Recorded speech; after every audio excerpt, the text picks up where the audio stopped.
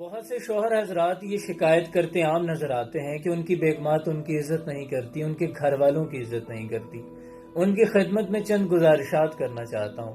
अव्वल तो मेरे माशरे का डबल स्टैंडर्ड ये है कि शादी से पहले तमाम कोशिशें जो किसी नामहरम मोहब्बत के लिए करते हैं उसे मोहब्बत का नाम देते हैं, और शादी के बाद तमाम कोशिशें जो कोई शौहर अपनी बीवी से मोहब्बत जताने के लिए, उसका इजहार करने के लिए करता है, उसे रन मुरीदी का नाम देते हैं।